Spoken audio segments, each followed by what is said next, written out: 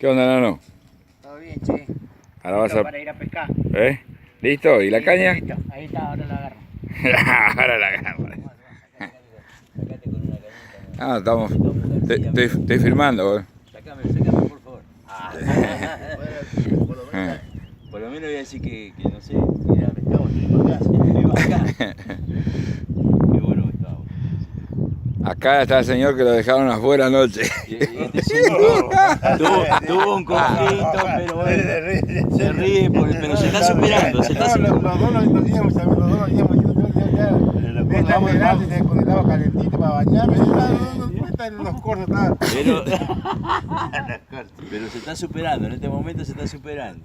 El que está filmado, tiene la cara hinchada, pero bueno, no sale en esta foto. Yo me lavé los dientes, yo he hecho así, me lavé los todo esto, me lavé los brazos, todo me estaba mandando de una, Acá estoy, listo para pescar más grande. Mirá, esa pinta de pescador, para estar bien relajado. la pinta de pescador de este tipo. Limpio.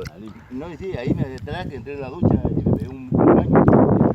Y acá con ese olor a león que trae. Ahí me fui, me bañé, la verdad que por bueno no me hacer eso, un baño todo dormido, muy tranquilo, todo el día. Che, Marco, ¿a qué hora te levantaste? Sí, Omar, ¿no has tenido cargadores a vos? ¿Dos partes de atrás de cargadores?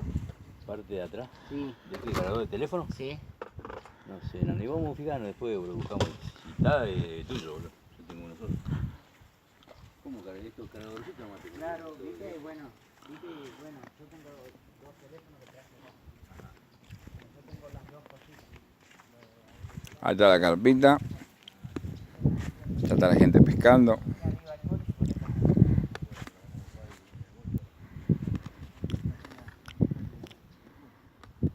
Ya estamos por bajar la lancha.